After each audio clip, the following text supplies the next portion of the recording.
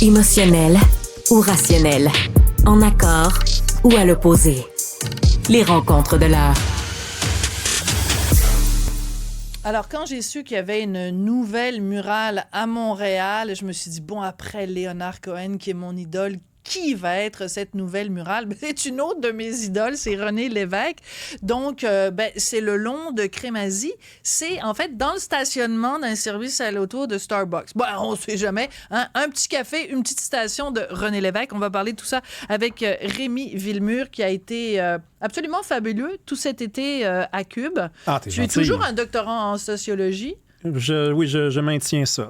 C'est un combat de tous les jours. Un combat, parce qu'à un moment donné, doctorant, j'aime ça. J'ai hâte De m'appeler du jour docteur. où je vais pouvoir te dire docteur en sociologie. Ouais. Qu'est-ce que le docteur en sociologie dit de ça, une murale consacrée à René Lévesque? Ben, c'est une très bonne nouvelle. Alors, quand l'idée est apparue, c'était dans le cadre du centenaire de René Lévesque 2022. Moi, je me suis dit, bonne idée. Mais j'étais très sceptique parce que je me disais, c'est le delivery le problème, c'est la livraison, c'est la concrétisation du projet et de la bonne idée qui souvent fait défaut au Québec.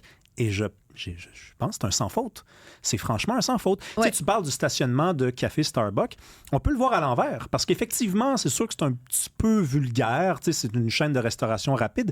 Mais s'il n'y avait pas eu la loi 101 dont on fête aujourd'hui les 47 ans, ça se serait appelé Starbucks Coffee et ça s'appelle Tout Café à fait Starbucks. raison. Alors, j'y suis allée hier parce que je voulais tester les choses. Je me suis dit, ce serait quand même le bout du bout du bout Ouais. qu'au Starbucks qu'il y a devant la murale de René Lévesque, qu'on ne m'accueille pas en français. Donc, je suis allée le tester. Je suis allée acheter un croissant et un café à la citrouille. Et j'ai service impeccable en français, ce qui n'est pas le cas dans tous les restaurants de restauration rapide au Québec. Et ce qui est magnifique avec cette murale, c'est que quand on circule sur la 40, on la voit et c'est la meilleure façon de la voir. Est-ce que, par contre, les gens qui passent devant, est-ce qu'ils savent qui était René Lévesque, Rémi? Ben, non. Non. C'est sûr que non. C'est sûr que non. Il y a un boulevard René Lévesque. Ouais. Il l'emprunte déjà depuis Qui des s'arrête années. à Westmount, hein? À Westmount, c'est encore Dorchester. Dorchester. Ça passe pas, ça. Ils savent pas qui est René Lévesque, sauf que c'est 200 000 personnes, selon les chiffres de Transport Québec, là, qui en 2018, donc ça doit être encore plus aujourd'hui, empruntent l'autoroute métropolitaine. Donc c'est beaucoup de gens. Moi, tu vois, tu parles de la murale de Léonard Cohen. Cette murale-là, vous la voyez si vous marchez sur Crescent ou si vous allez vous promener dans le Mont-Royal. Mais si vous habitez dans Hochelaga-Maisonneuve puis que vous prenez la voiture puis que vous passez jamais par là, vous la verrez pas. Moi, je pense que René Lévesque, c'est un personnage qui méritait d'être placé en hauteur au risque d'être dans un environnement, on va se le dire, assez industriel, assez polluant, pollué aussi. C'est laid là, de ce coin-là de la ville, je le sais. Mais c'était pas ça l'important. L'important, c'était que des gens le voient. Maintenant, le plus important, c'est que les gens le découvrent, effectivement. Ah. Qui est-il? C'est le père de la loi 101. C'est lui qui a proposé à Avec Camille Lorrain. voilà. Camille Lorrain, qui était un psychiatre. L'évêque lui avait dit « Réparez-moi ça, docteur », en parlant du Québec, de l'âme québécoise. Et Camille Lorrain, qui avait passé sa vie dans son cabinet avec des Québécois, avait compris qu'il leur manquait quelque chose. Il disait, ils ont des peines d'amour. On vivait avec un vide. Ils ont des peines d'amour, ils ont fait faillite, ils ont été victimes d'inceste, ils ont tous des problèmes différents, mais il y a quelque chose qui les rejoint tous, et c'est le manque. Et le manque de quoi? Le manque d'affirmation. Donc lui, en faisant la loi 101... C'est passionnant. Je ne savais pas cet aspect-là, l'aspect, disons, psychiatrique ou psychanalytique, ou psychologique de la genèse, en fait, de la loi 101. Tu vois, ça me fait encore plus aimer la loi 101 parce qu'elle comble, en effet, un vide existentiel. C'est notre manque d'existence en français qui nous causait ces troubles-là, oui, en tout partie. à fait. Puis cette espèce d'impossibilité de s'exprimer, de s'afficher. Et la loi 101 n'est pas venue tout régler. La preuve, c'est que ça a pris quand même trop de temps avant qu'on rende hommage à René Lévesque. Moi, je pense que ça, c'est aussi quelque chose dont on doit parler, même si je salue l'initiative de A à Z, parce qu'il y a une phrase à côté, on va la lire. Là, la phrase, c'est que s'affirme un peuple libre qui peut s'exprimer en français avec son accent à lui toutes les dimensions du monde d'aujourd'hui. Moi, quand on m'avait dit qu'il va y avoir une phrase, et j'avais déjà vu disons, les débuts de la confection de la murale, je m'étais dit, c'est là qu'on va foirer. On n'est pas capable de rien faire de bien de A à Z. Et pourtant, la phrase est magnifique. Elle est magnifique. C'est pas un truc encore sur la diversité, sur l'inclusion, un truc qui veut rien dire finalement, parce que on est... Tu sais, moi, je regarde, je me promène à Montréal, j'en vois des murales partout, des fleurs, c'est marqué ensemble. On dirait toujours des tripes de moches. Là. On comprend rien parce qu'on veut plaire à tout le monde. Attends 2 secondes, parce qu'il y a peut-être des gens qui nous écoutent qui se disent Rémi, est moche. Puis c'est à ça qu'il fait référence. C'est moche, M-O-C-H-E. Tu Mushroom. n'es pas moche. C'est un trip de mushroom, Mushroom. donc des champignons magiques. Ouais. Alors, je te Ce que je n'ai demanderais jamais quand fait, même, évidemment. si tu prends la défense de la loi 101 et du français, utilise des mots français. Je vais te chicaner, je vais te taper sur les doigts. Ouais, Rémi. t'as totalement raison. T'as Donc, totalement raison. donc, ça ressemble à un voyage interplanétaire de quelqu'un qui aurait abusé de substances magiques. Oui, à une écoute agréable d'un album de Pink Floyd. Quoi. Non, c'est ça. mais donc là, on prend un risque. C'est-à-dire qu'on prend un risque, on choisit une phrase, on dit, regardez, on vit en français. René Lévesque est un personnage, bon, tous les personnages sont controversés. Hein? Léonard Cohen est sûr. controversé aussi. En fait, si vous voulez être un grand personnage, vous allez forcément piler sur les pieds de quelqu'un à un moment donné. Non, mais si vous voulez être un grand personnage qui n'est pas controversé, ne faites rien. Tout à fait. Hein? Et vous n'aurez pas de mural. Voilà, exactement. Quoique, hein, il y a des murales sur des fleurs. Et je ne sais pas qu'est-ce qu'elles ont fait, les fleurs particulièrement. Absolument. Donc, alors, ce qui est intéressant, c'est que en effet, au fil des ans, on a fait des murales. On a fait cette murale à Léonard Cohen. On a fait une murale, par exemple, aux membres de Beau Dommage, hein, pas loin du 60 Saint-Vallier. On prépare, là, pour très bientôt, une murale Michel Côté, je pense à Alma, si je ne me trompe pas. Donc, c'est une façon qu'on a trouvée au Québec pour faire des murales. Moi, j'arrive de passer 10 jours à Paris. À Paris, il n'y a pas, évidemment, de murales comme ça parce que il y a plus un coin où tu peux mettre quoi que ce soit parce que c'est tous des bâtiments historiques. Par contre, ce qu'on a à Paris, qu'on n'a pas suffisamment au Québec, selon moi, ce sont des plaques. Tu te promènes dans les rues à Paris, il y a toujours une plaque qui dit « Ici a vécu Maurice Ravel. Ici a vécu l'hôtel où j'habite quand je vais à Paris. Ici a vécu, a habité pendant un certain temps Félix Leclerc. Poète et auteur-compositeur québécois.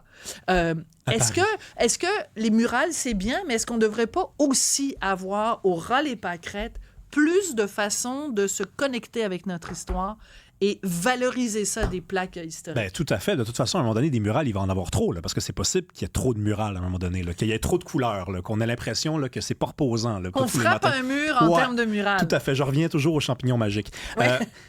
Sur la rue Laurier, au coin de Papineau, il y a l'ancien appartement de Maurice Richard. Hein? Moi, j'ai un cousin qui a habité là. Hein? Puis quand je l'ai aidé à déménager, j'ai vécu le déménagement que Maurice Richard...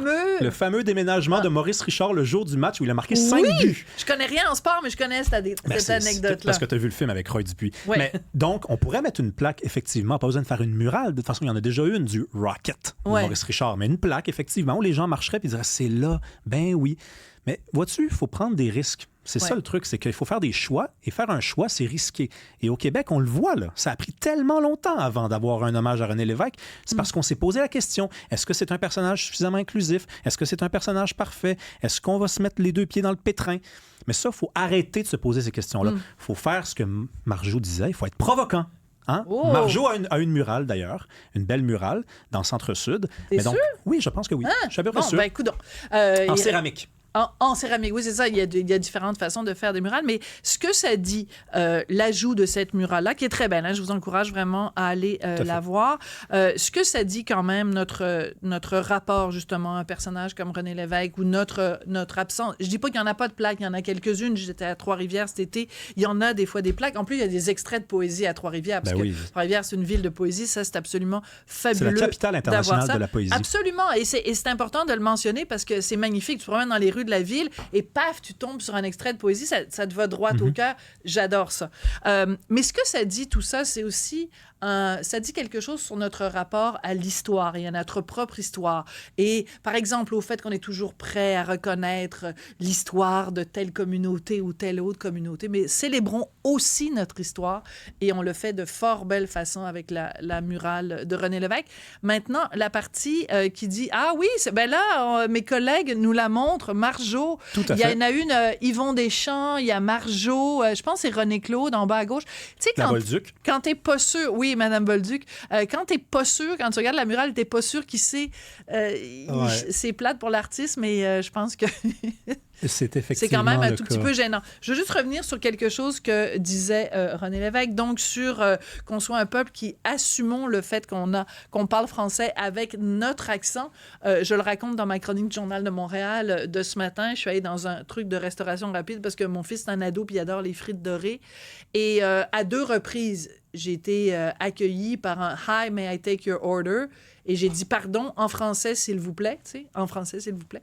Et des unilingues anglais. Et quand j'ai demandé pourquoi vous engagez, j'ai demandé à la gérante pourquoi vous engagez des unilingues anglais, elle m'a répondu il y a 2 langues officielles au Québec, au Canada, donc notre employé il parle une des 2, fait que c'est bien correct.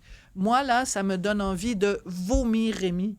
Ça m'écoeure. Ben, c'est écœurant, mais ça, c'est de notre faute, Sophie. C'est parce qu'on n'a pas fait la révolution au complet. On a fait la révolution à moitié. On a fait la révolution tranquille. Si on avait fait l'indépendance, on n'aurait plus besoin de gérer ces problèmes-là.